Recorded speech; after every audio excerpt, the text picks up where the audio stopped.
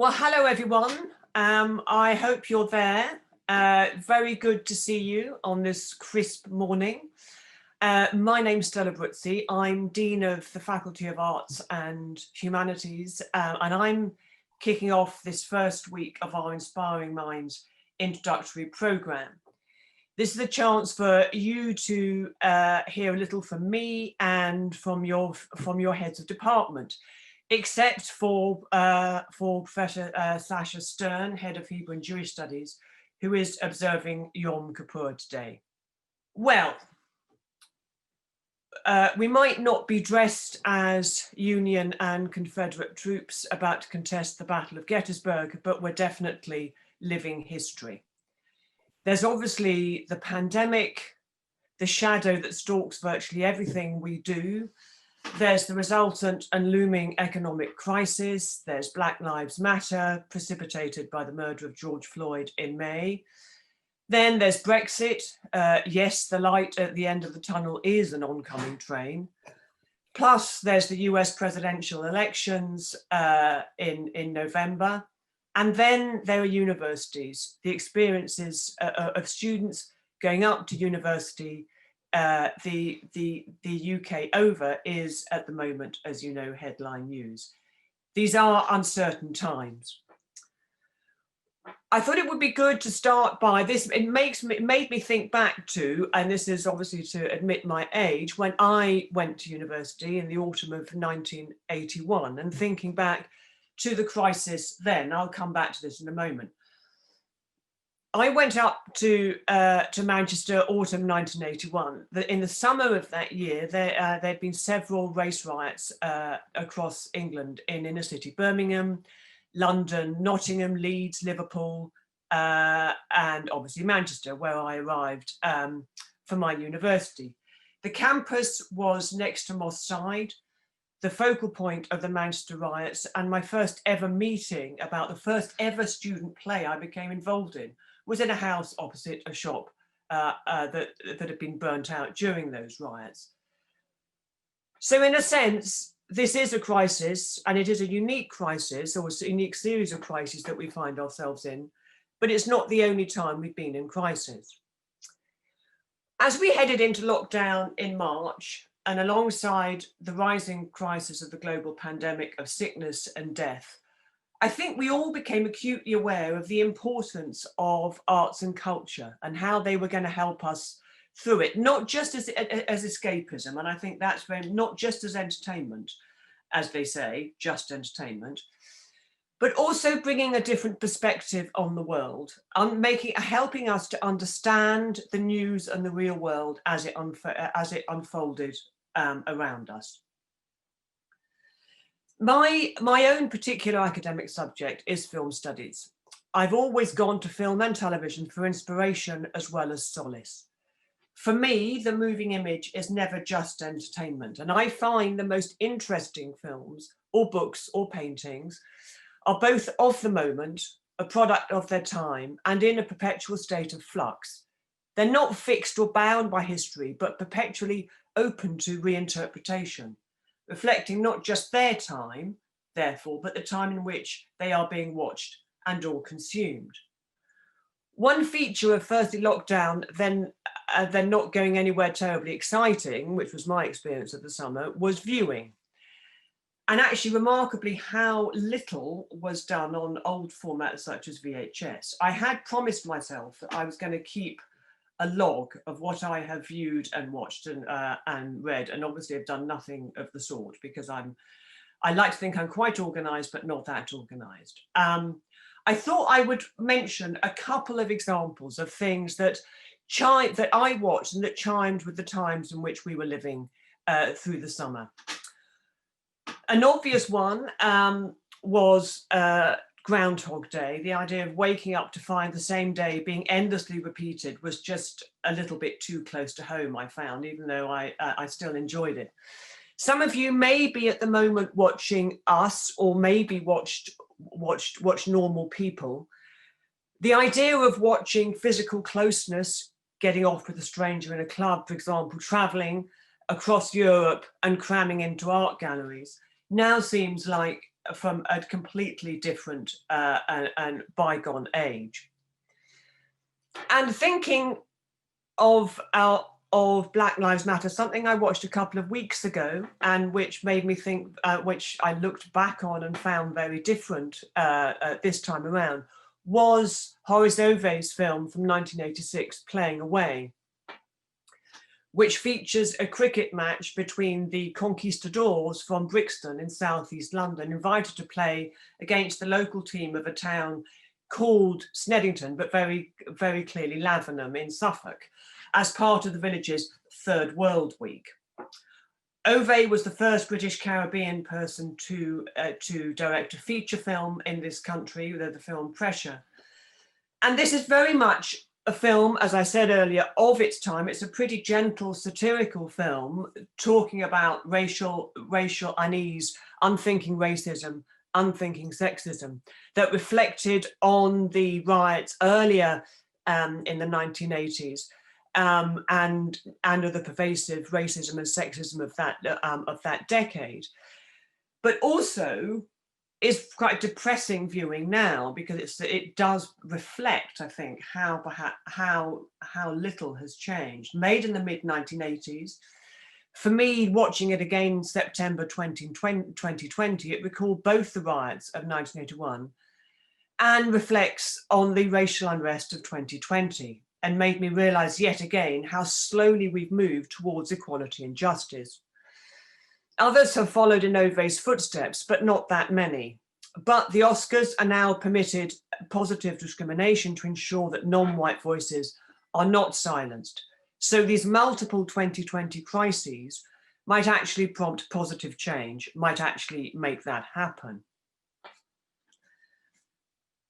Now, I wanted just to kind of set the scene of us talking about some things that are to do with our own disciplines, as a way of understanding, you thinking what it is you're going to study, what in a sense excites us about what we do, and makes us feel that we are relevant, that we comment upon the world in which we live. I'm now going to turn to my heads of department. Sorry, my heads of department, that's I don't own them, to the heads of department at the faculty. And we're going to start with Professor Tim Jordan, who is head of the BASC, head of the BASC. I'll let everyone introduce themselves. And so, Tim, over to you. Well, welcome to UCL, everyone. I'm Tim Jordan. I'm head of BASC, which is the Bachelor's in Arts and Sciences, or Program in Arts and Sciences. And we're slightly different because we're interdisciplinary in a very strong way, in that we cover all disciplines across the university, not just arts and humanities. And while there is a connection between what I'm going to say and the objects I'm going to use, and what Stella was talking about, because film's very present, I'm afraid I'm going to go a little bit more light-hearted than was previously. And I want to talk to you about Disney Corporation. How would we study Disney Corporation? Well, I hope the ears are instantly recognizable. And you can think of yourselves of the many films. You can think of the problematics of those films that we might analyze. Or we might think about how many Disney princesses are black, that there are 2 Polynesian Disney princesses and only 1 African American. And we might introduce a lot of analysis of gender along those lines. But I'd also like to point out something here, which I hope you can just about see. This is a wristband, which if you visit Walt Disney World in Orlando, then you can have one of these if you stay in the hotel. This becomes your room key. It becomes, if you bought a meal plan, it becomes your meal planner. It effectively becomes your credit card, because it's linked to your credit card. And I can tell you, giving your 2 teenage daughters one each of these linked to your credit card was an exciting experience. But to understand the connection between this and the broader connection of Disney, who you will remember own Marvel, Star Wars, Pixar now, and are a major cultural kind of force to be reckoned with in the world. You would have to understand the data science behind this, because this not only gives me access to all kinds of things there, the tickets, for example, to any of the theme parks there, it also records all my movements and allows Disney to see those movements. I would need to understand Wi-Fi technology. I'd need to understand geolocation forms of technology. So to really get a hold of Disney, I'd need to stretch from the arts and humanities of film studies all the way through, visual studies. I'd need to study that all the way through to various forms of science, through the data science of this, both in terms of information studies, which is done also in arts and humanities, and in terms of the hard kind of physics of communications done elsewhere. We'd also need to understand, obviously, the economics of Disney. We'd need to study, as several of our students do, marketing, as I put on my Pirates of the Caribbean Mickey Mouse ears, and how Disney uses that and how that connects to wider forms of capitalism, of economics for profit, and how those are all interlinked, so that the dreams that Disney tried to sell us are connected directly to the kinds of profits that Disney is able to make. And in Basque, those are the kinds of things we try and bring a range of disciplines to bear to be truly interdisciplinary. Thank you all, and I hope you enjoy your time at UCL. That's great, Tim. Thank you very much. Now, John Mullen, Head of English. Hello, my name's John Mullen. I'm head of the English department. I'm a specialist in 18th century literature, but I also trespass into the 19th century and consider myself in pretty much direct Bluetooth communication with Jane Austen. And I've been asked to find a literary quotation which kind of sums it all up. And because I'm resourceful, I've managed to do that. One sentence. I thought I'd go to the book which really sort of turned me on to Eng Lit as an academic discipline when I was an undergraduate, in my first year as an undergraduate. And it's a book called Tristram Shandy, The Life and Opinions of Tristram Shandy Gentleman. Here's my copy. Okay, I buy a copy every few years. I read it a lot, it falls apart, I buy another. And it was an amazing discovery for me because I discovered that a novel, or a sort of novel, by a middle-aged, very obscure Yorkshire clergyman published in the 1760s could be wittier, more audacious, more adventurous and cleverer than anything that actually I found in my own age. And it was a great corrective to me of the condescension of posterity to think we know better than people in the past.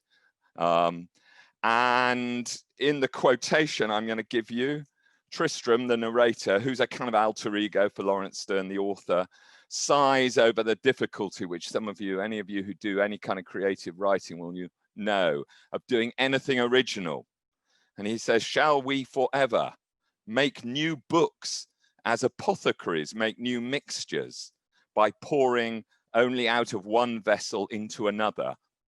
An image which was all the more striking because apothecaries were pretty much quacks who just sort of sold patent medicines to people. And so it's an image of kind of peddling yet another kind of fake concoction. And this was taken for years to be yet another of the many, many sort of witty analogies that Sterne made. But when the academics started studying him in the 19th century, the Sterne fans discovered to their horror that this particular quotation actually wasn't Sterne. In fact, it had been plagiarized from Robert Burton's Anatomy of Melancholy, published in 1621. And the people who discovered this thought that, of course, it meant Sterne wasn't a very original writer at all. But we know that, au contraire, it shows how amusing, elusive, and witty he really is. He's planted it as a little joke for academics to discover in future years. And it's also kind of illustration of something really important to my subject, something really important to the humanities, I think, that we need to remember when we're being very important about the current crisis. The only unique thing about the present is that we think it's unique. And literature is all about how books are made of other books, that all new creation is actually made from what is old, rebraided and reimagined, and that actually perhaps there isn't anything new under the sun, and that the delight of the arts and humanities is perhaps compared to the material sciences obsessed with finding new things is always rediscovering old things.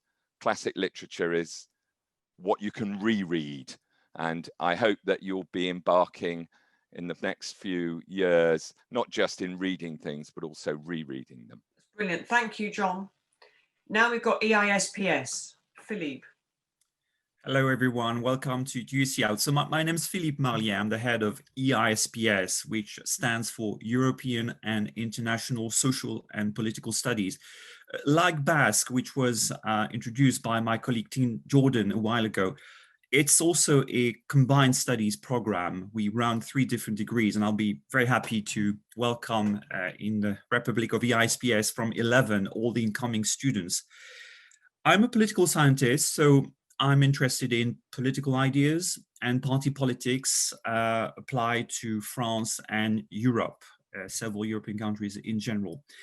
And as a political scientist, I've been interesting for a long time in the notion of power, which is of course very central to all political scientists, international relations, but also politics in general.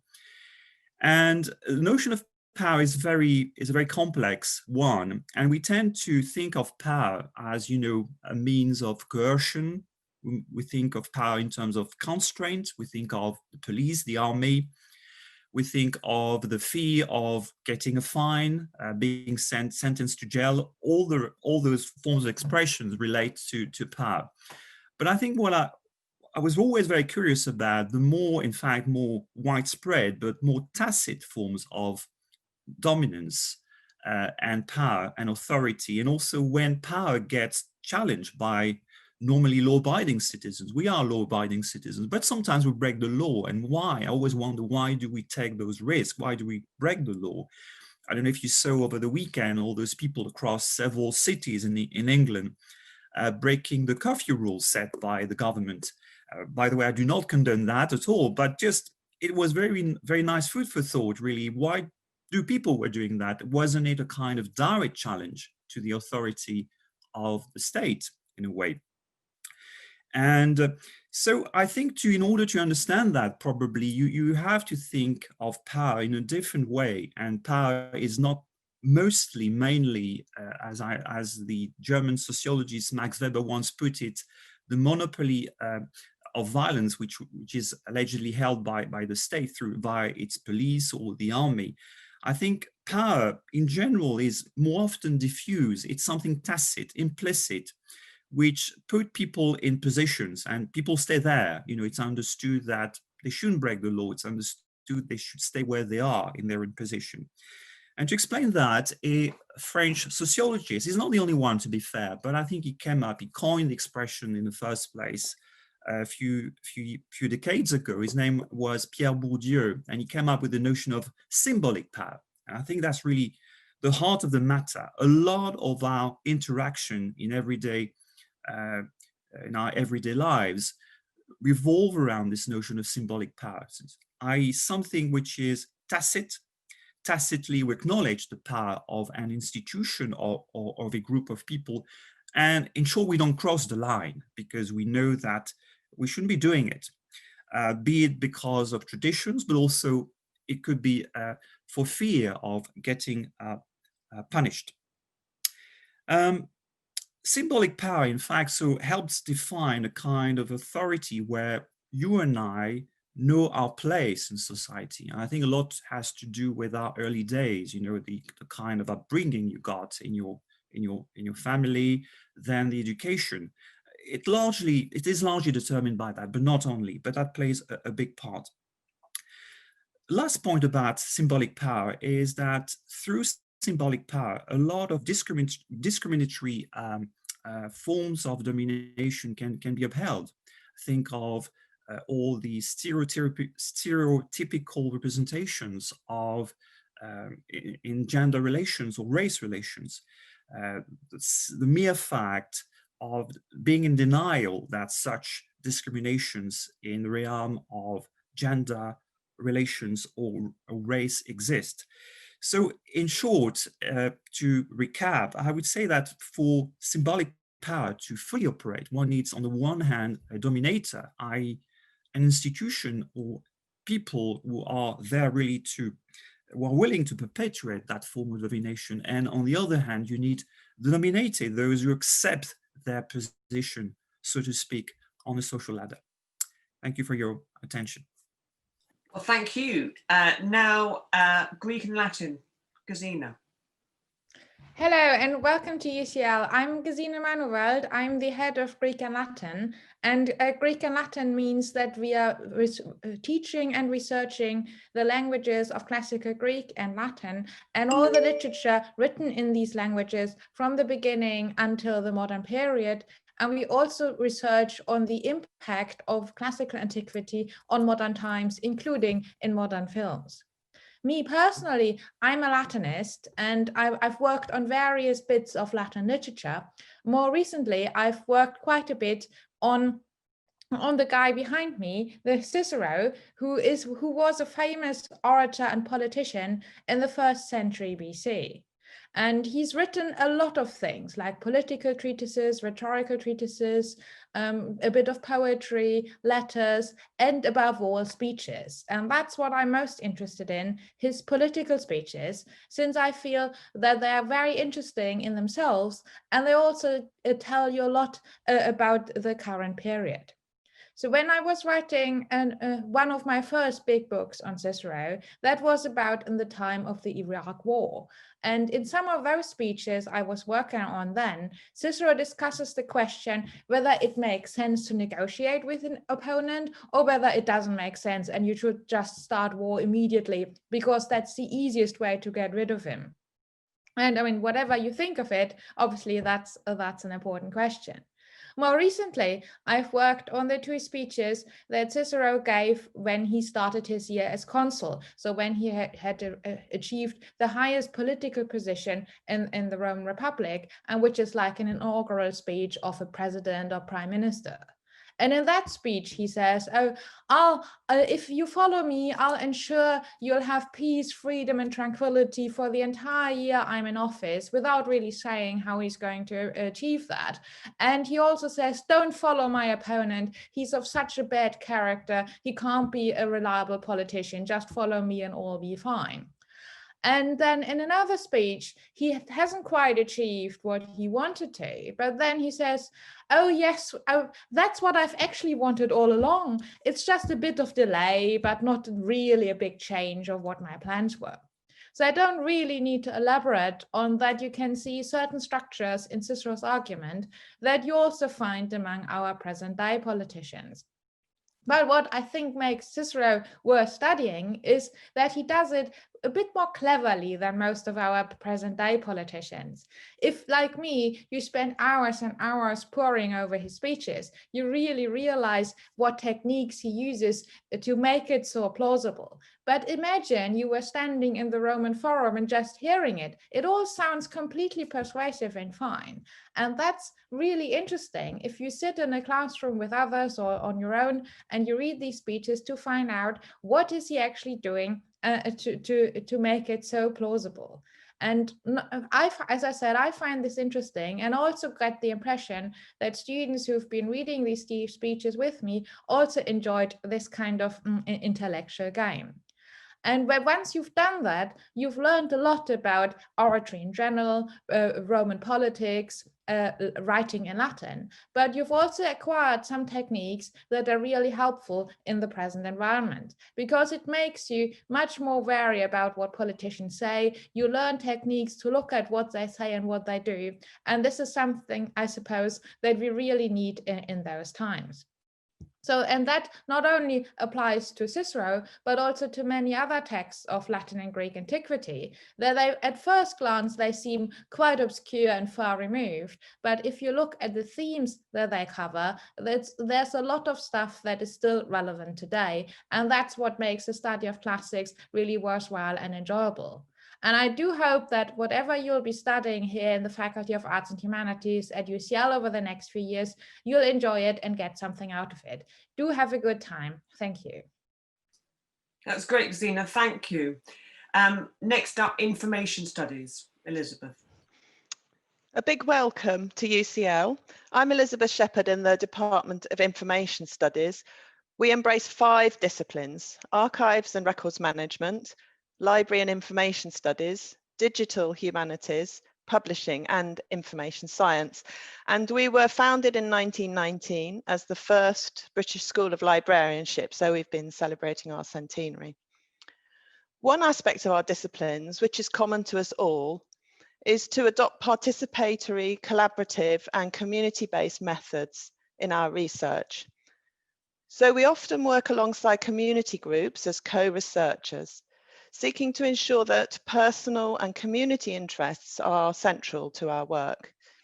Research is thus not purely conceptual or theoretical, but is always grounded in real concerns of society and community, and that's very important to us. A recent example is work we did with care experienced people who were looked after in out-of-home care as children in the Mirror project. Here we researched the information rights of care leavers who typically have no personal or family records, but need access to institutional and organisational files for their identity, memory, and social justice needs. On that project, we worked collaboratively with the Care Leavers Association and with 6 care experienced co-researchers. In this way, we ensured that their interests were put first and that the impact on improvements in their life experiences were centralised. We also worked with the charity Family Action to build a web resource called Family Connect, which embeds our research in a practical outcome for society. The website includes guidance about how to begin a search for a family member, accessing your care records, tracing birth relatives, contacting people from your past, and advice on support services to help individuals through what can be a very emotional journey. So participatory practice is an example of how information studies research has a wider value to society and how it can help to improve people's lives. I hope you will have a very enjoyable year or years at UCL, and I'm delighted to be able to welcome you today. Great, thank you very much, Elizabeth. James, over to you in the Department of Philosophy. Thank you very much, Jill. And a warm welcome from me. I'm Professor James Wilson. I'm the head of the philosophy department. Now, philosophy is, I think we're pretty much the oldest department at UCL. Certainly we've been here since 1830, and philosophy itself has an enormously long tradition, both within the sort of classical tradition in Europe and in Indian philosophy. In our department, we study all forms of philosophy going back 2,000 or 3,000 years, all the way to incredibly sort of new, very current debates on the nature of artificial intelligence or how we should think about free speech. My particular research is on philosophy and public health, so obviously I've been extremely busy over the last few months. I'm particularly interested in what the role of the state should be in protecting and promoting health, and thinking through how philosophers can help states come up with wiser public policies.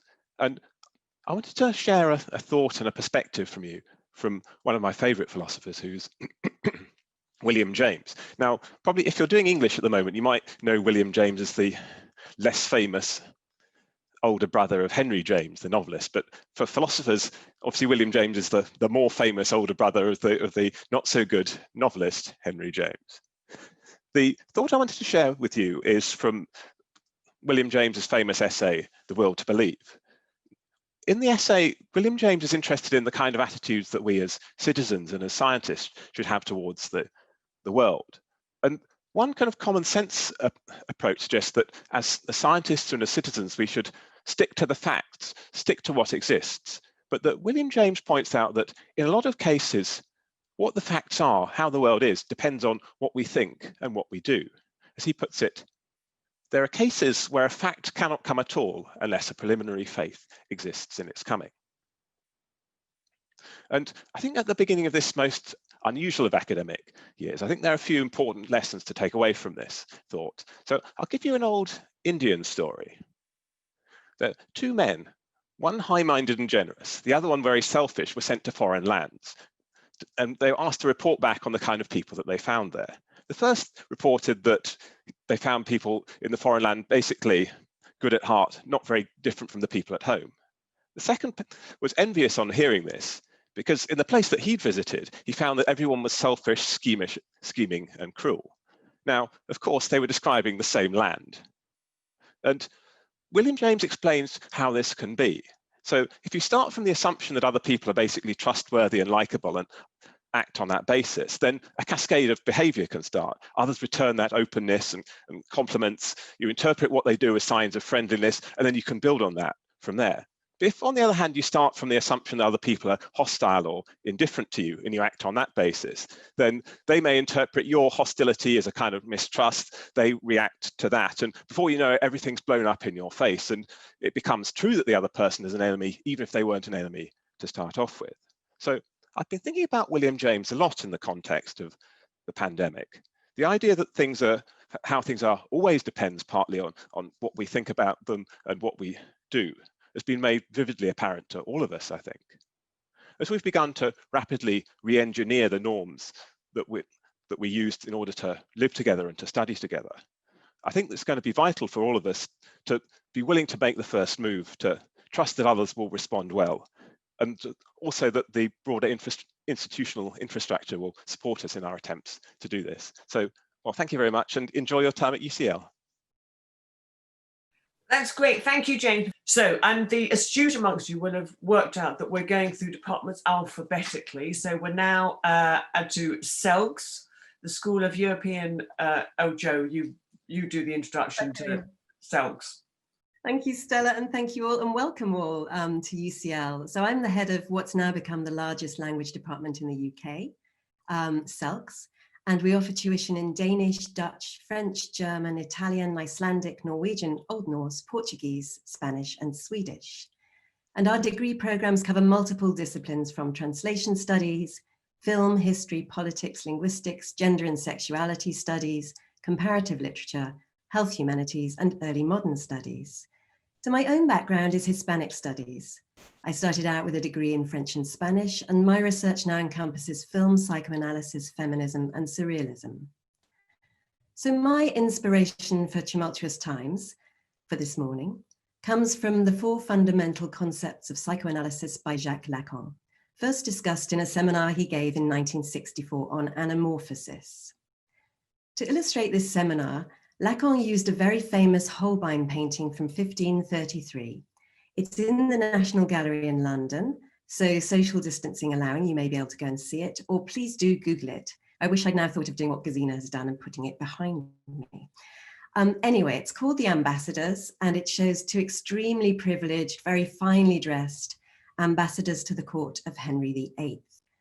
But what makes this painting so famous, though, is the skull that appears at the bottom of the painting, but that you can only see clearly if you change your gaze, if you, rather than looking at the painting head on, tilt your head.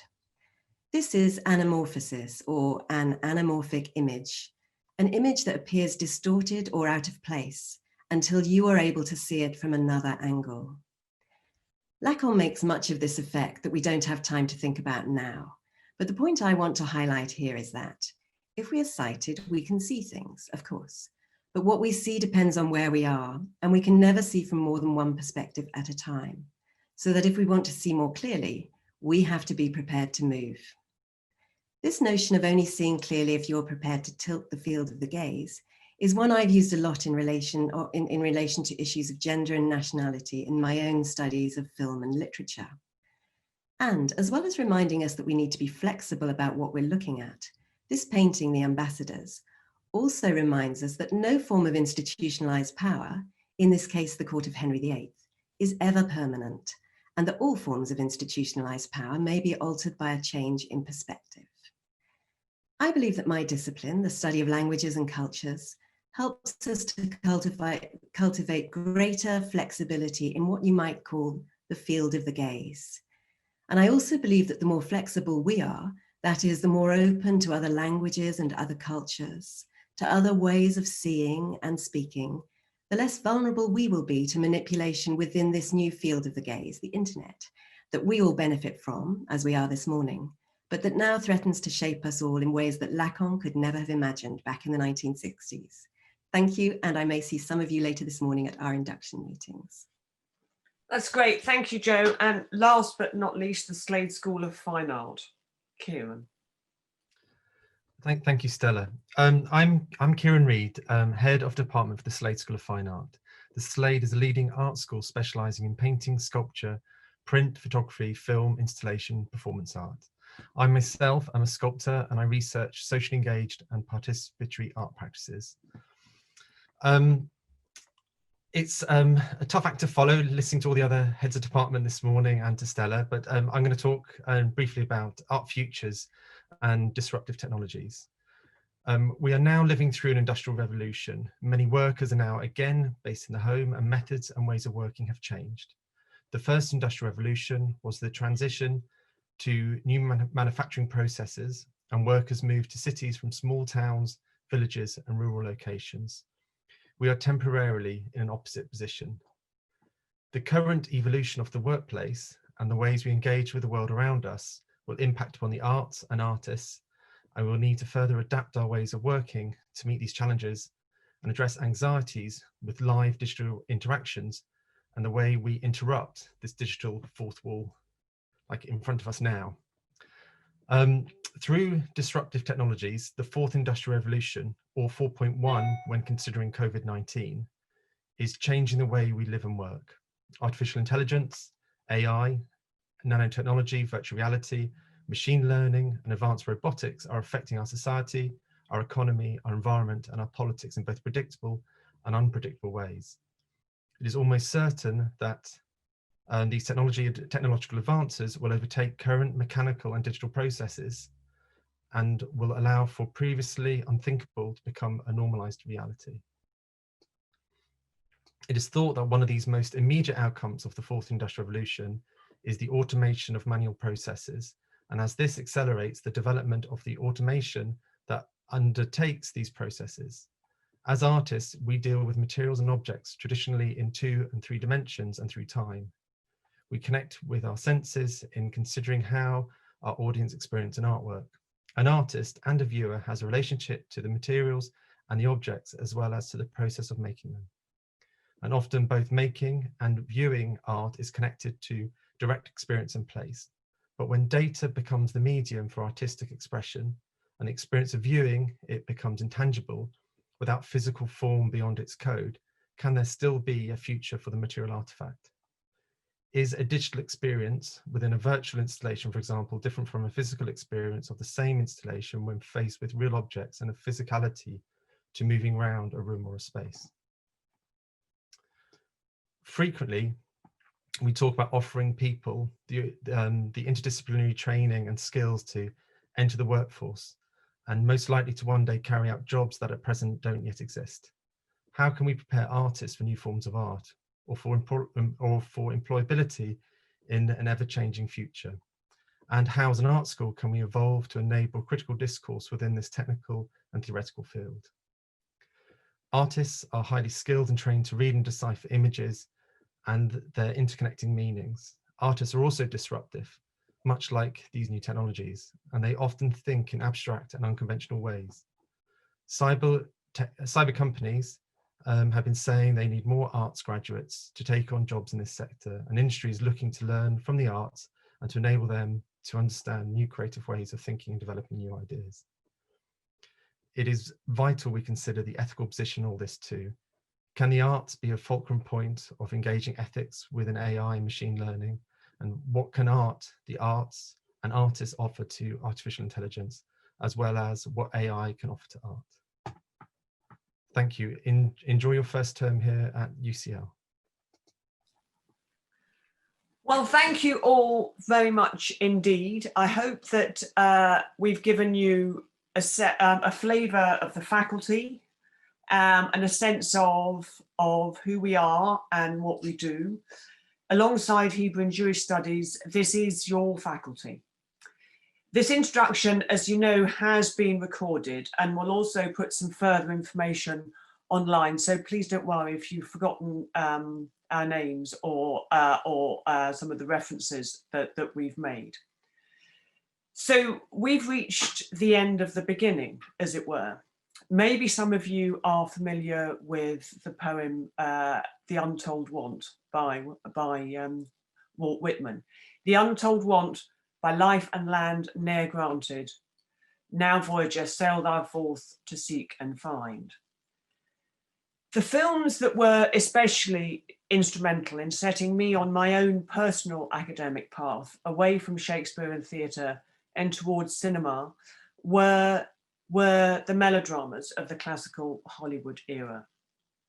Still, the most satisfying memory of my teaching career was when a male student, a great cinephile who knew and loved virtually every form of cinema, but who had remained steadfastly resistant to the charms of the great melodramas, came to my office at the end of term to ask if I had any other Douglas Sirk films on VHS. Yes, this was the mid-1990s, that he could view.